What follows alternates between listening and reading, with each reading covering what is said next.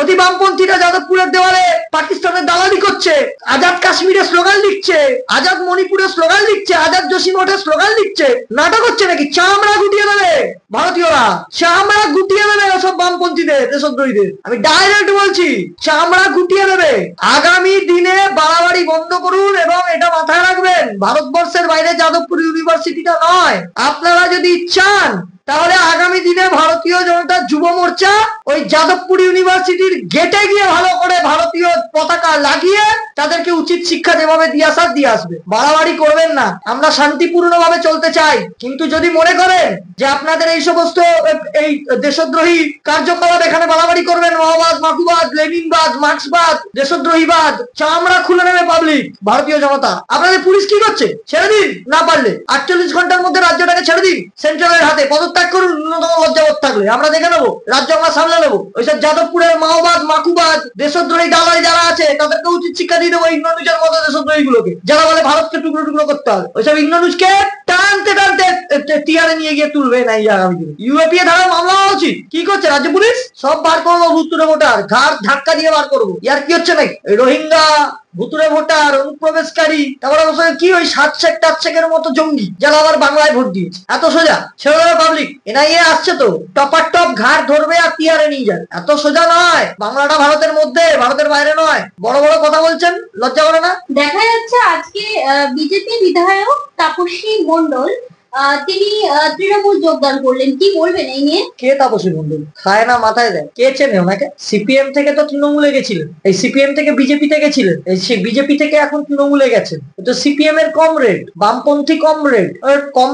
কমরেডরা কি আচরণ করতে পারে এটা তো আমরা যাদবপুরের বুকেই দেখেছি। আর ওনাকে কটা মানুষ চেনে? ওনার সাথে বিরোধী দলনেতা, মাননীয় বিরোধী দলনেতা বলে দিয়েছেন শুভেন্দু অধিকারী মহাশয়, ওনার সাথে একটা বুথ সভাপতিও যায়নি। ওনার সাথে একটা বুথ সভাপতিও যায়নি, মন্ডল সভাপতি, বুথ সভাপতি, জেলা স্তরের কোন নেতা কেউ যায়। অনেকে মানুষ চেনে না, অনেকে মানুষ এমনি আগে মানে বিগত দিনে আপনারা দেখেছেন বিভিন্ন নেতা নেত্রী বিজেপি থেকে তৃণমূলে গেছে, তারপরেও হেরেছে, বা বিজেপি থেকে জেতার পর তাকে নিয়ে চলে গেছে তৃণমূল। তাতে কি যায় আসে? মানুষ তো সেই সিটে তৃণমূলকে ভোটটা দেয়নি, বিজেপিকেই ভোটটা দিয়েছে। ওনার জায়গায় যে দাঁড়াবে সেই জিতবে, আরো বেশি ভোটেছি। আমরা খুব হ্যাপি।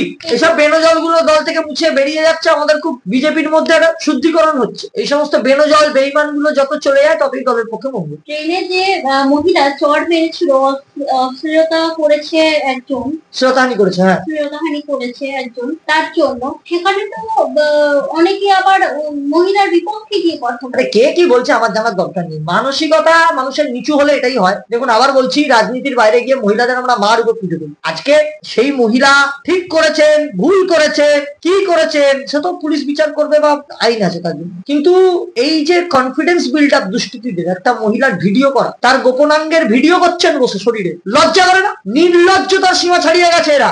সে তার মতো করে প্রতিবাদ করেছে, আইনের মতো ব্যবস্থা নেবে যদি মহিলা ভুল করে থাকে। আর উল্টো দিকে যে ভদ্রলোক করেছেন, সে যে ধর্মেরই হোক, অন্য ধর্ম বলে সংখ্যালঘু বলে সে করতে পারে না, এটা তো নয়। সে হিন্দু হোক, মুসলিম হোক, শিখ হোক, জৈন হোক, যে হোক, দুষ্কৃতি, তাকে গ্রেপ্তার করতে হবে।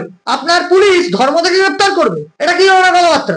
মহিলা যদি প্রতিবাদ করে থাকেন, কোনো অন্যায় করেননি। হ্যাঁ, তিনি যে গায়ে হাত তুলেছেন তার জন্য প্রশাসনের মতো ভেবেচিন্তে ব্যবস্থা নেবে, কোর্ট আছে, আইন আছে। কিন্তু একটা কথা বলি, এই দুষ্কৃতীদের কনফিডেন্স বিল্ড আপ কারা করছে? এই শাসক দল। এরা জানে যে আমরা এইসব করব, মহিলাদের অসম্মান করব, শ্লীলতাহানি করব, তারপরে শাসক দলের মদতে আমরা ধর্ম দেখিয়ে বেঁচে যাবো। এত সোজা নয়, এত সোজা নয়।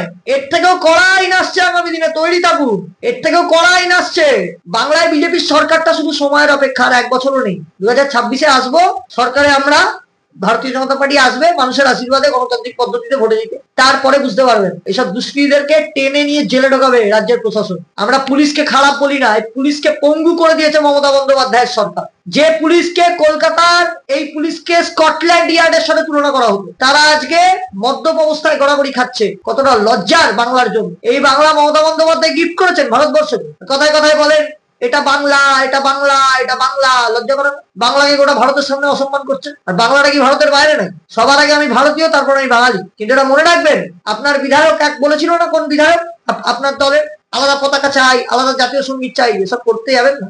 বাংলাটা কিন্তু বাংলাদেশ নয়। বাংলাদেশের মতো আচরণ করলে, বাংলাদেশ করার পরিকল্পনা যদি কোনো জঙ্গি গোষ্ঠী করে থাকে, আপনার ইন্টেলিজেন্সের উচিত তাদেরকে গ্রেফতার করা, কেন্দ্রীয় সরকারের সাথে হাত মিলিয়ে এই জঙ্গি গোষ্ঠীগুলোকে গ্রেফতার করা, কেন্দ্রীয় সরকারকে সহায়তা করা। কিন্তু সেখানে কেন্দ্রীয় সরকারকে আপনারা সহায়তা করছেন না। কোন উদ্দেশ্যে? তৈরি থাকুন, 2026 সালে মানুষের ভোটে আপনাদের পরাজয় নিশ্চিত। সময়ের অপেক্ষা। ভালো থাকবেন।